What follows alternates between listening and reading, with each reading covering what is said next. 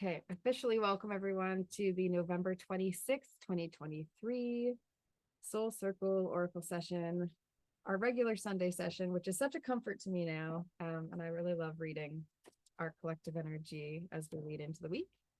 And it feels nice to be sharing it with YouTube again as well. That's actually feeling quite nice. So, what's going on? We have Align Your Time this week. So I'm really excited for that. I've been working on the materials for Align Your Time 2. And actually, I'm going to bring it back in the new year with a different name because I think each Align Your Time is going to have like a different thematic focus. But for all of us in the Soul Circle currently, and for those who are joining in the next couple months, you get to just kind of enjoy the Align Your Time in this format, and then we'll just do it again. So we get all the review, but it'll look a little different. So hang tight for that exciting update. But Align Your Time 2 is this Thursday, and the times will be on the website based on where you're actually located. So you can look that up and let me know if you need the time changed. Okay, energy for this week. And then I'll announce Align Your Time 3 after this one's done. So people can catch up on Align Your Time 1 if they join Soul Circle. Cool. Yeah, so we have Vesta, which is home. And I was feeling that a lot this week in general, that a lot of people were going to be contemplating how restful they are in their home space. And so, like, how are you actually taking care of yourself as you're going into this winter season? Vesta Home says your household situation is improving either through a move or a healthy change in the occupants. And a healthy change could also be like a healthy change within yourself, within your own mindset. I know I'm actually shifting my living space over the holidays. So my mind has been on how I'm preparing my home for me leaving it for a certain stretch of time. So that's been interesting. And yeah, there's also a lot of bringing in new home energy for, I think, actually everyone in the collective here live anyway. We also have Arikura, which is blossoming. And that's why I said, in the preamble before we got on, I said I was really excited for this reading because I felt like there was a change in the winds. Like there was something that's sort of breezing through us this week that's lifting us to like a space of more clarity and a little more lightness. Everyone I've talked to in 3D life here for the last week or so has said that they've been going through something really dense. There's been a lot of like change in life, like death and dying conversations. There's been a lot of like what I would say is heavy or dense energy, not necessarily negative or bad. It's just more stuff that actually takes us a lot to get through.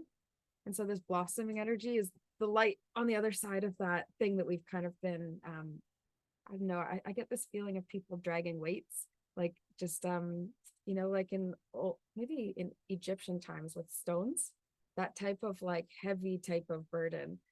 So it feels like this is a week that a lot of people can clear or at least shift through some of that so that it's not feeling as as dense. So Arikura says, you are just getting started, so have patience with yourself and the process and do not give up. Yeah, perseverance is the energy of like beginning of winter, I feel, for a lot of us. It's this sort of not like nose to the grindstone in a stern way, but more in like a it's a bit more mechanical, and that's okay sometimes when life does a little bit of that. And then we also have Athena, inner wisdom, and there's been lots of bird energy coming through lately. So the owl, I feel like, is very specific to someone who will be listening in the YouTube actually, and says, you know what to do, trust your inner wisdom and take appropriate action without delay. Without delay. Very scary to bring urgency into any conversation. Okay, I think in our Soul Circle Collective today, we might be talking about aspects of our healing from a shamanic perspective. So I did pull two of the empathic oracle cards, and I might read them in our private kind of session here, just because I know we get a lot out of those cards. And I'm just going to feel a bit more into what the YouTube collective needs for like a minute or two with these, and then we'll go into greater detail. And then I was thinking, yeah, we can talk about what's going on for us and some shamanic healing aspects, or yeah, maybe different things we want to expand on. And then I can talk about that on Wednesday. So whether or not you can join us or not on Wednesday, you can watch the Wednesday YouTube release, and I'll be doing like a follow-up on this conversation. So we're kind of like touching base twice in the week, whether or not you're able to come live or not. So we have light at the end of the tunnel and also past. I feel like it's so ominous. I don't think it's necessarily like anything we can't get through. It just feels odd thematically when there's a lot of this type of energy in the air. I was visiting graveyards recently, for goodness sake. I feel like I brought it upon myself that 'tis the season, it's like the dying leaves and fall going into winter. It's actually very appropriate for us to be in this kind of zone. So just for a minute for this YouTube collective, if you're following along, let me know if you have any experience with past lives or doing any type of shamanic healing work, because it would be helpful for me to know based on what I'm going to share on Wednesday.